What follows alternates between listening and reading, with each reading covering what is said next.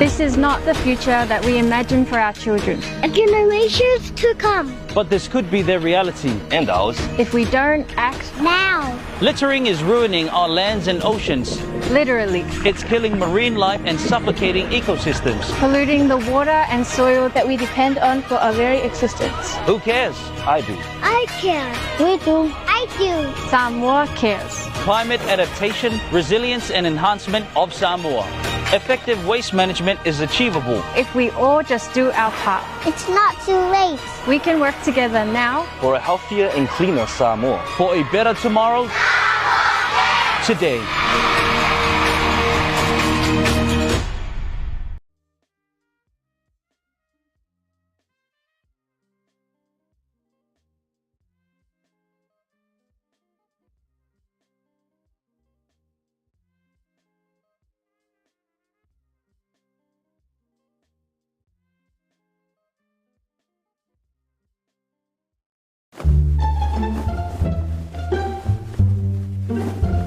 Are you done, Cuz? Just a little also back to New Zealand. How about some hot umu of tar and banana? Yeah, but I want something different. Something hotter. Ngai whaalongo na sauce for Uncle Johnny's. What is that? It's a hot chili sauce from Uncle Johnny's. Full of flavor and heaps of heat. The heat is on. Hey, my Emma was sauce falolo for the company for Uncle Johnny's. Oh, let's go.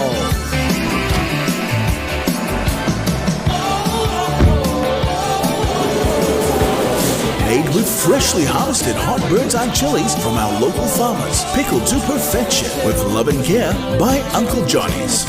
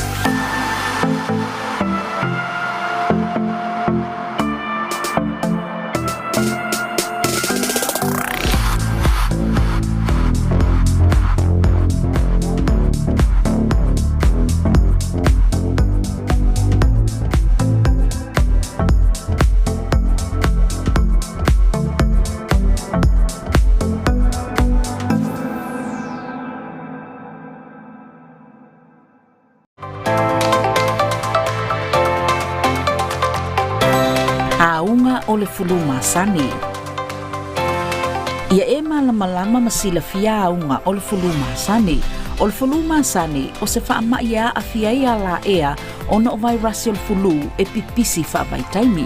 O aunga mafodinga vaai e afia ile maualunga le fiva, matutu le tale, tinga le ulu, tinga maso onga o pona ivi, ngangase mapepe le tino, tinga le whaai, matafe le isu. Petu so le lua vai aso pesili atu e mawhaio na tale ele tangata wa afia. E vave le pipisi ino fuanga tumutumu e peio fale whainga luenga a onga maketi mawhale oloa. A whaiwa e tinga ina, vave va aise fo mai, be vala au le ono o po le valu se lau ono fafa o.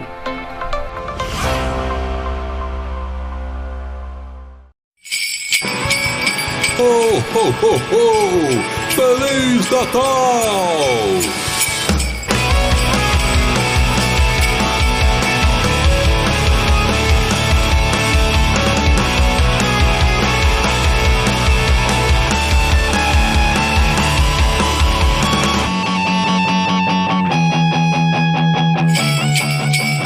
Ho, ho, ho, ho, ho!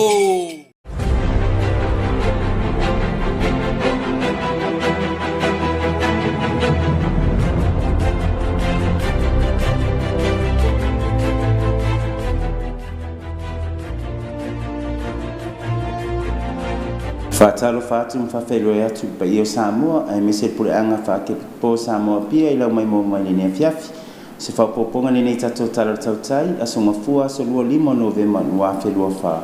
Tala tomua, sola ma eti le soa o le Afioga si umu le sifuru afe tala, o le man maa leo tau vanga si waafi lona lusu lua al kalapu ai lao Samoa. Katalina Tovia mo se whapoponga. La stona in whaiunga le vaya so taluai sa whaatau no ina ili sa ilinga siampini, o le siva ai lao afi whawao malo, a le kalapu ai lao afi Samoa, i le vaenga mātutua, i le tausanga luna luas fulua le nei talu na whaatau tai a lea whamoe moe. Le ana sau noa whaapito ai le minsta leo leo, whare pui pui ma le ola toi fuata ina, le whao Harry Schuster, i le talaina o le nei whamoe moe. Sau noa le minsta o le siva afi, o tu matilai Samoa ia tunu i whafo, e alai le whaalau i loa ina i o ana tu mananga. O le siva afi foi, wa manu i aini se tu planga Samoa, sa awa o ina maatina ina atu le siva afi le kalapu ai lao Samoa, e bea Japani, Hong Kong, Amerika ma Hawaii. O lea tau vanga e tolu vaenga sa whaatau tai ai, e bei o na mata mai ai le aso tofi, i le tau vanga mo whanau la iti, ma le fitu tau sanga nga i lunga, le se furulua whanau sa tau sini o ai.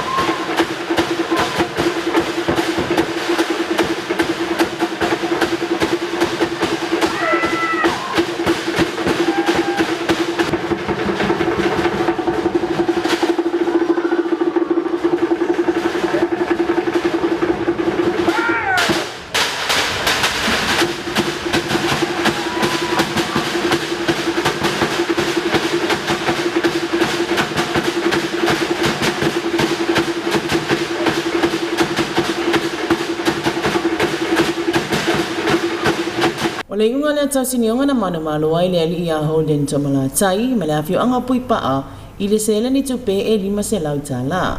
From Pui Pa'a, let's hear it for Hogan Tomalatai.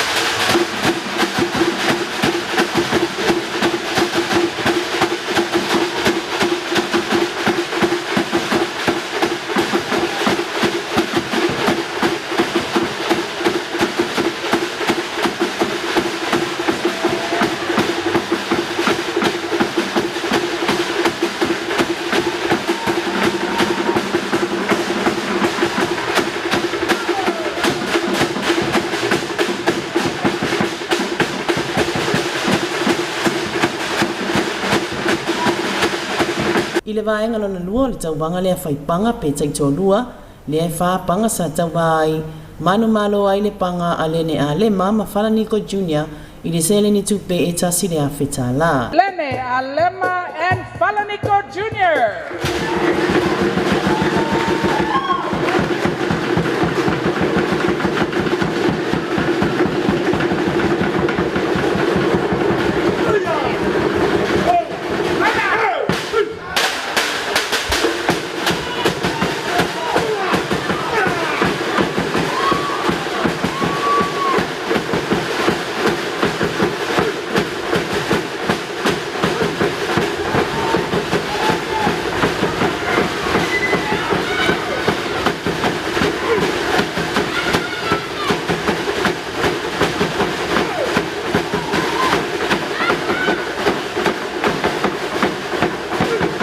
Ma le tau wanga whaitaulia whawao malo mo le nei tau sanga, i le vaenga mātutua, le to ali mai la tau sa tau sinio ai. O le unga le tau sinio ngā mana malo ai le ali ia eti le soa, se fulu iwa tau sanga le matua mai si umu, i le seleni tupe e se fulu wawhita la. Representing Coconuts Beach Resort from Si Umu, make some noise for Eti Lesoa.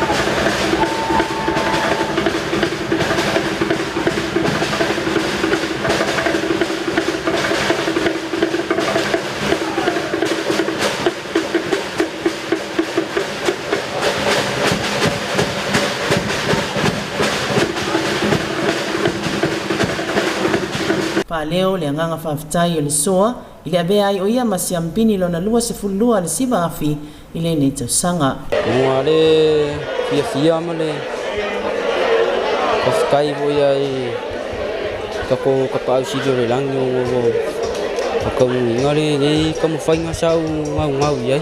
Tua le whaimangi meongo si makua inga, susoangi mea whai alu makua inga. Ia maisio meo kakimanga awai. O le susunga le soa le a whai masui o le kalapu ai lawa Samoa le tauwanga whawao malo o le a wha tautai ai Hawaii i le tausanga fau.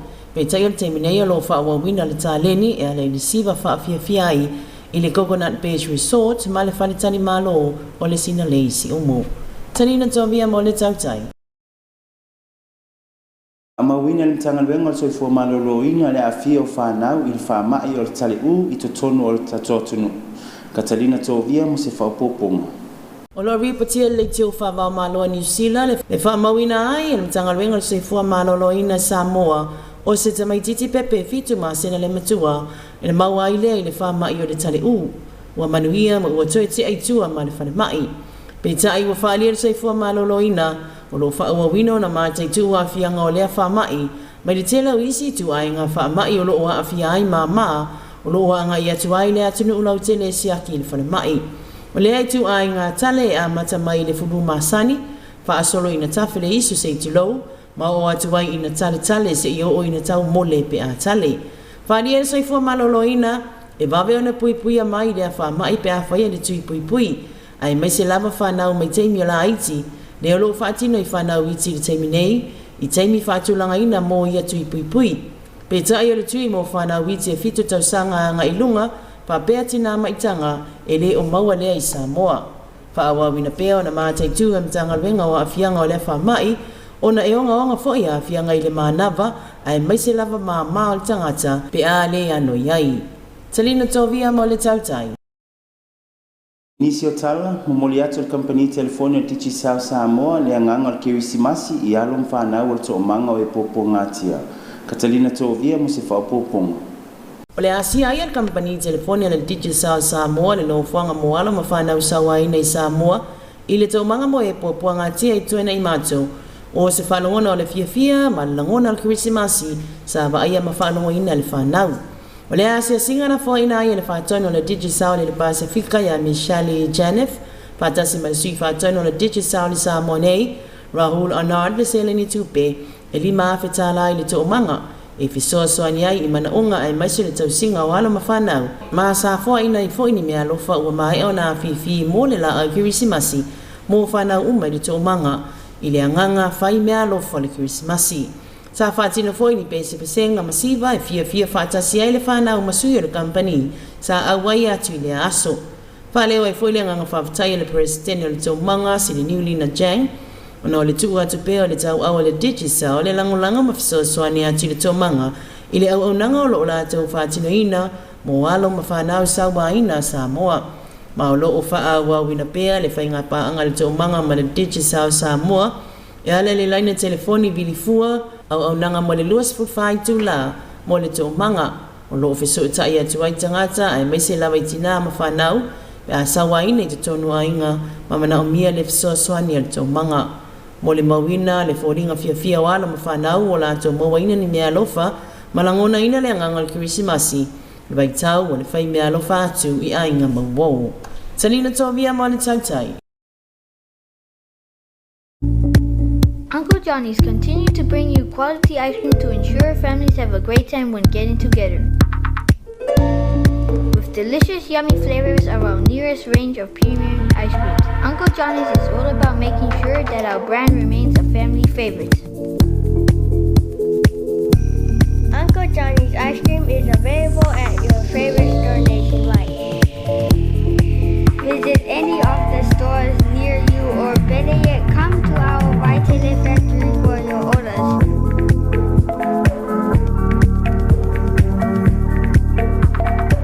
Se whapoponga le nei Tautai ma le Pasifika, Katalina tōvia mo se au te lenga. Tala falava se whaliunga le nei tala ma le Pasifika, lo ripatia mai le tio whawao malo New Zealand, mwhai nau ina atu langlang malo se company Uncle Johnny's. Tala to mua matauli maina le fonga fetalai tonga, te tusi sanga e whaatula i ese aile palemia o tonga, hua kava me iliku si osi savaleni, mai lona tofinga palemia. Pailoa ele ofisa o le fono i le aso, le wha o atu mai o le tala sanga i le asto nai, mai de sui le vaenga wha pufaya le tonga tapu lima, ma o loo lango ina masaini e ni sui whaipule se toa iwa. E lua se fuluana sui whaipule o le palemene o tonga, o le toa se fulu fitu sa whiriwhiri e le palota, ma le toa iwa sa whiriwhiri e le ainga tupu. Whali e le ofisa le fono, lo whaanga solo lava le fiu ia inga o lea twistar sanga i awala e au ona wia, ma e te tau ona whaanga solo i asa whainga nuenga i lima. Ma a whaia e tau nuu ona tu ina atu lea tar sanga i te tono al palemene, o le lona lua ai lea o tar sanga ua tu ina atu i le ofisa le fono, mo le ave ese ai o le palemia, mai lona tufinga. O whaari ele le fia le Taitai le tua ngai le palemene o Papua New Guinea, ia Douglas Tom Riesa, ona o le tama whai ai le palemia ia James Marape, e au ina atu le tō te leo sui whaipule le palemene i lana whainga malo. O le vai asu talu wai e se furu tolu sui whaipule le tua ngai sa tu ua le tua ngai, ai au wai atu i le tua le palemia, ma au si ai e Marape le langolango a sui whaipule iwa se fulu, mai le se lau se fulu walu o whaipule le palemene. Ta ue Marape mana o mia le whainga malo le telo sui whaipule langolango, mo le taitainga, whaatasi ai ma le langolango ino tu la whona toi whalelea. Ma mta whai oi tu pita foi lea a so se whainga malo. Pita ai wa whali e Douglas o le nauna wai o Marape ia toa tele sui e langolango ino ia, e mo le whataunu ina o mana onga o lo o mana o iai, ma e pau foi lea o le tūlanga o lo o mana o miai e Marape, le langolango i lato nei, ina ia malosi ma maua ai lona uina o le pawa, e whaatino ai o na ia lava mana onga, ai le mo le lei o tangata nuu. Ma o lo i loa tino lava, i le le mawhai ai lea e Marape, o na whaia o ni suinga i tula whono whaavai e lua a Papua New Guinea. Talai e Pasifika mo le lea fiafi, tau whaasaifua.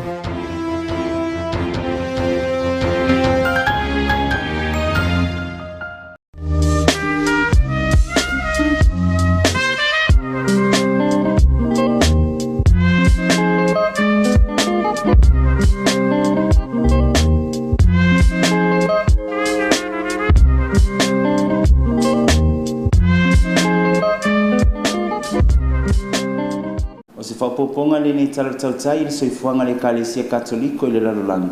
Charity tuala le misi o Musea Telenga.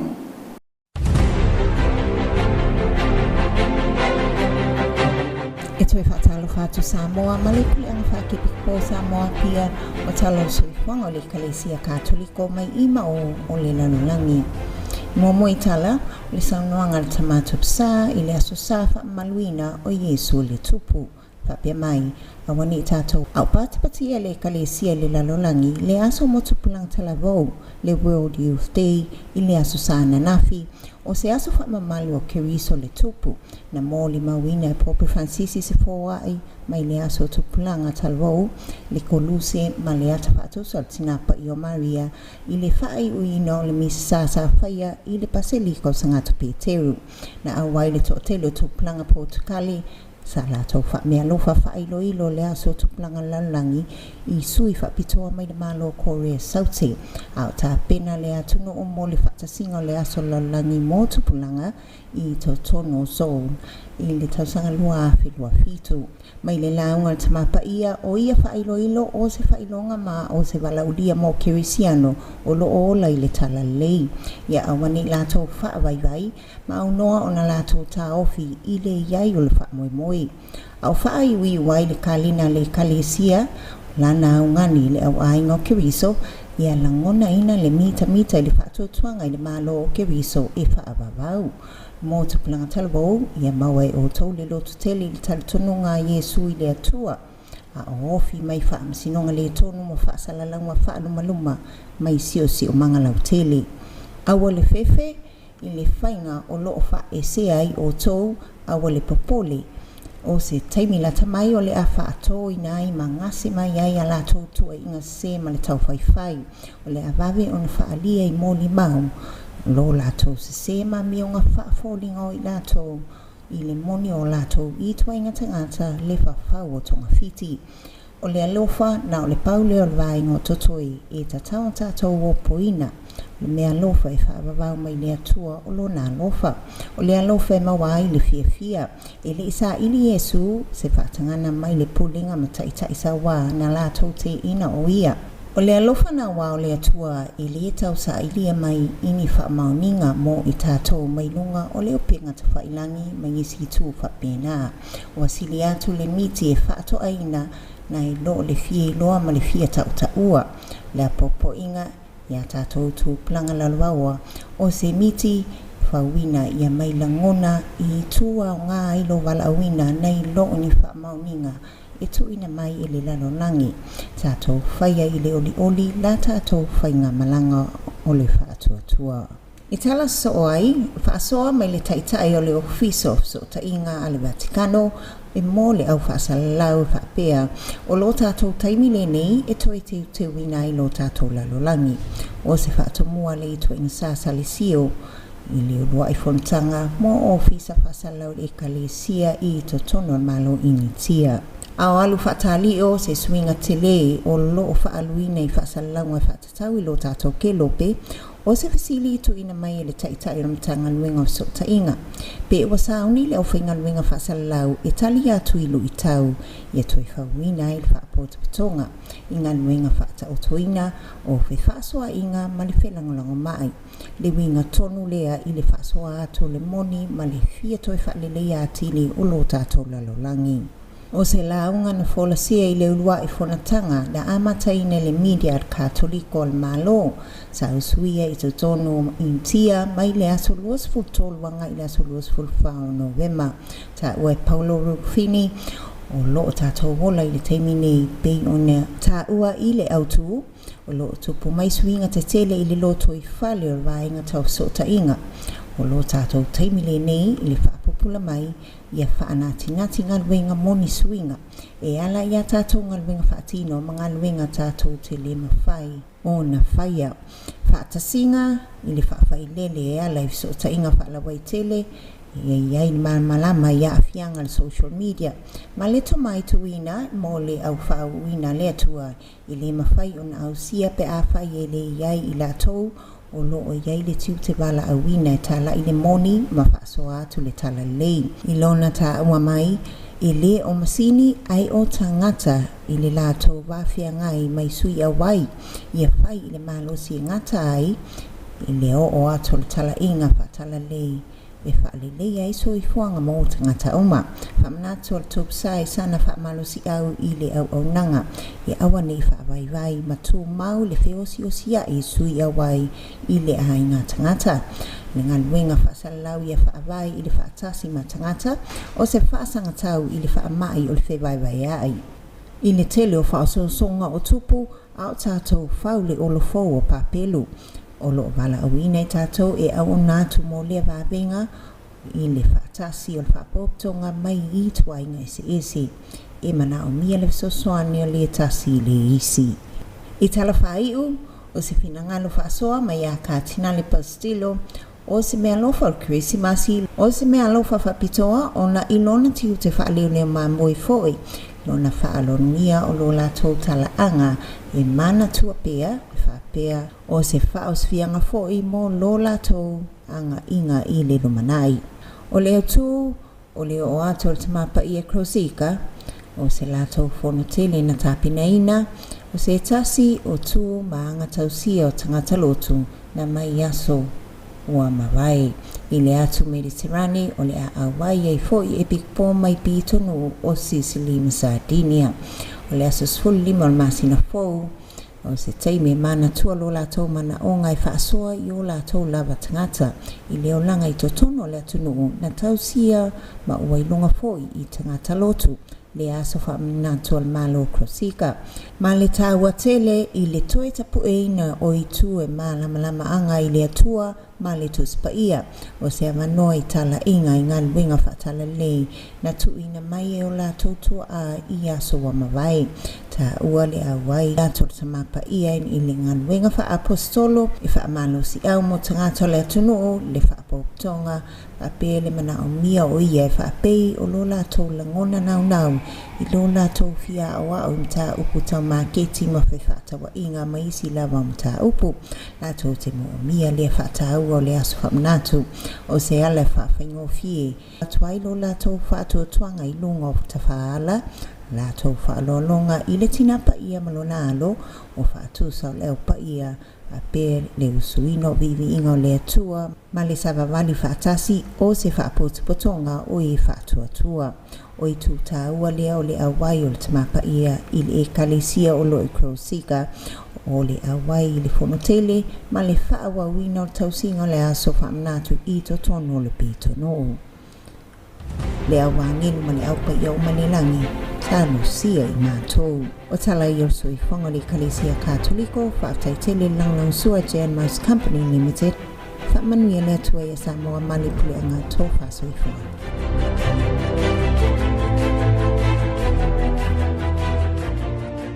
E momoli atu whamalo ma whaftai pa i o Samoa, e me se pule anga whakepik po Samoa pia i lau mai mo mai le ne fiafi, se taulumanga le nā tato tala Tautai mo le nei po. Whaftai whapitoi tato paanga masani, whare skulimi Uncle Johnny, kampania Amal, manitanga luenga puna oa whannatua ma si o manga. Manuia le fiafi Samoa, tō whasoifua.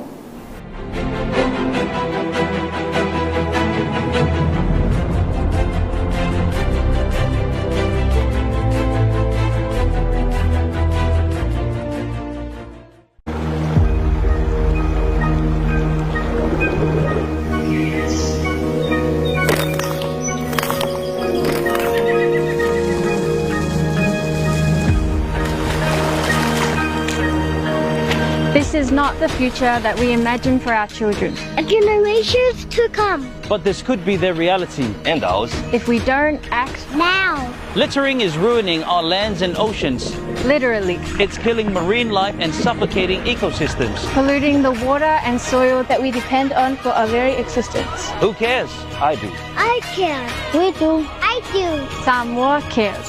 Climate adaptation, resilience and enhancement of Samoa. Effective waste management is achievable if we all just do our part. It's not too late. We can work together now for a healthier and cleaner Samoa. For a better tomorrow, today.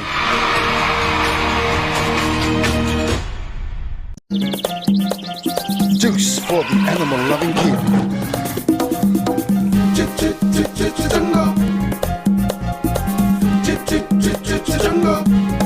Jungle juice. Orange, apple, mango, grapes, pineapple, guayabano.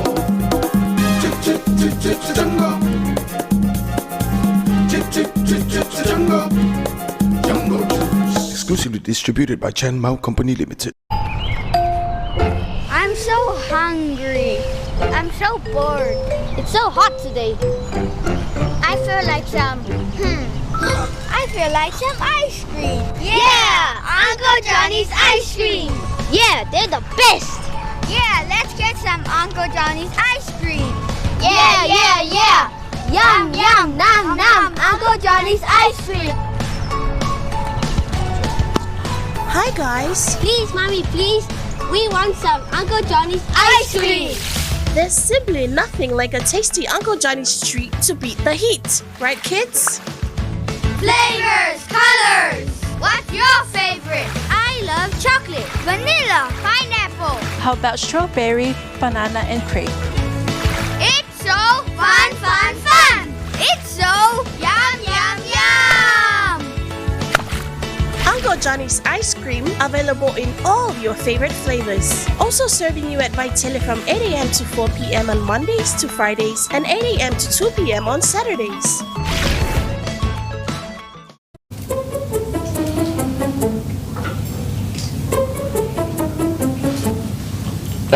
Excuse me, brother. Sorry to bother you. What are you reading? Just a very important book from Utah. Oh. Larka boleh tu siapa? Se oleh kayalan ngamu ka kole au sui fayu ngike le Utah. Sorry. O e sila fio ma fai niuna sanga sau te ngatu pele yu tosi no le nusful lima unity.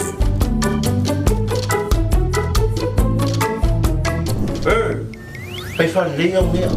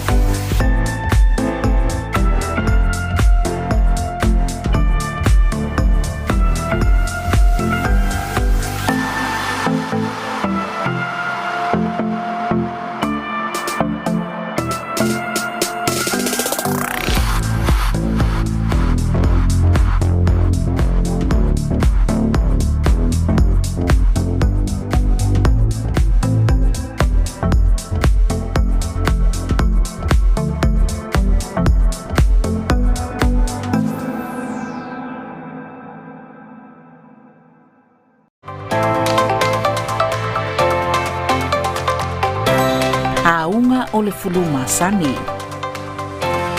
Ia e malama masila fia aunga o le fuluma sani. O le fuluma sani o se wha ia a fiaia la ea o no vai rasi o le fulu e pipisi wha vai taimi. O aunga mafodinga vaai e a fiai le maualunga le fiva, matutu le tale, tinga le ulu, tinga maso onga o pona ivi, ngangase mapepe le tino, tinga le whaai, matafe le isu. Petu so le lua vai aso pesili atu e mawhai na tale le tangata wa afia. E vave le pipisi ino fuanga tumutumu e peio fale whainga luenga a onga maketi mawhale oloa. A whaiwa e tinga aina, vave va aise fo mai, be vala au le ono o po le valu se lau, ono fafa o.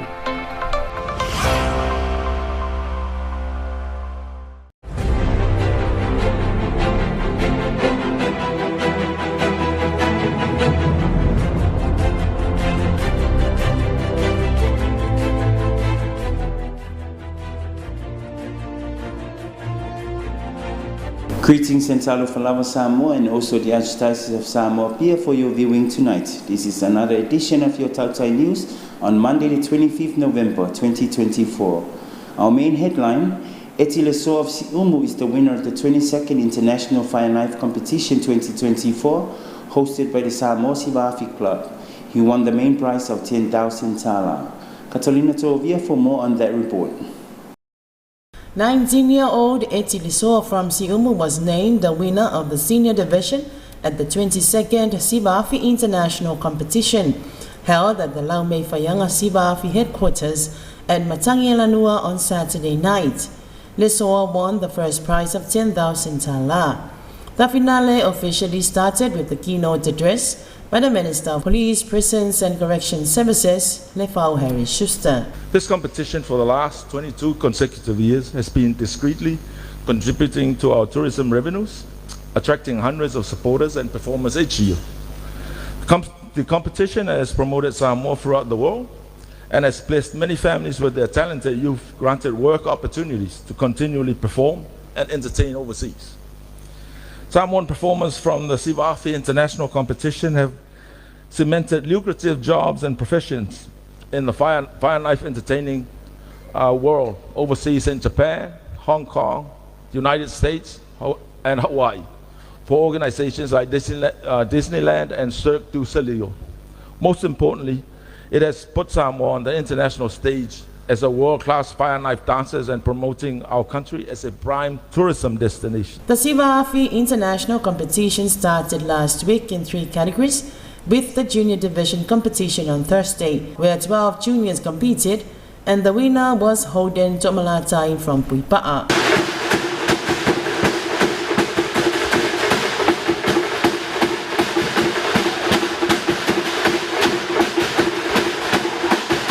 The second category was the routines or in pairs and was won by Lenea Lema and Falaniko Jr.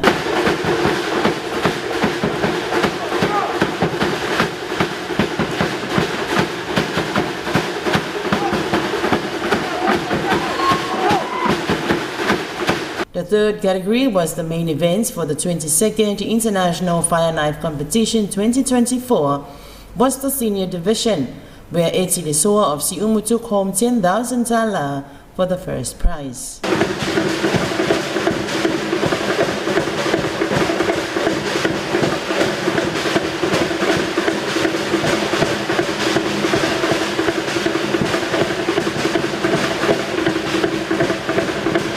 It was a full house on Saturday night and the competition was dubbed a success. Lesoa first acknowledged God for his guidance and protection upon him and his journey. He claims that he has been performing the fire knife dance since he was 5 years old. Lesoa will be representing Samoa at the World International Sivafi competition in Hawaii next year, and he looks forward to this opportunity to showcase his talents, techniques and skills. He is currently performing at the Coconut Beach Palace and Sinale Resort in Siumu. Talina Tovia for Tautai News. Samoa's Ministry of Health has confirmed a case of whooping cough or pertussis among the children within the country. Catalina Tovia for more on that report. Radio New Zealand reported a 7-week-old baby boy who had not yet received any vaccination was confirmed to have whooping cough earlier this month and has since recovered. The ministry said it continues to observe a high number of severe acute respiratory illnesses presenting to the hospitals. First starts off like the common cold with mild fever, runny or stuffy nose, which in most cases develop into a hacking cough, followed by a whooping sound at the end of the coughing fit. The ministry said vaccination in line with the immunization schedule is the best prevention.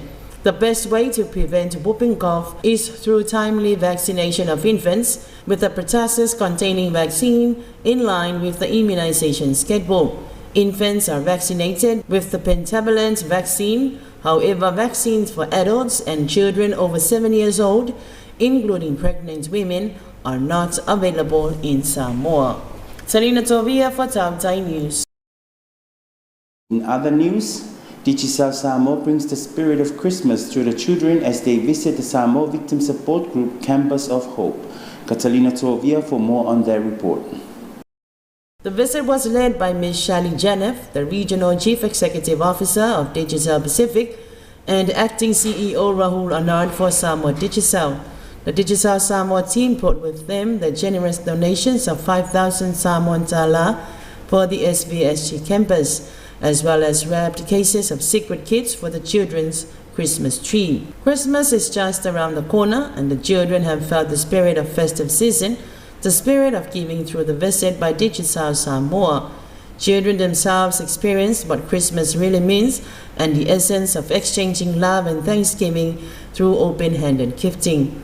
Digicel Company is highly commendable by SVSG through its sponsorship to the operation of the SVSG Free Helpline 24/7 for Samoa.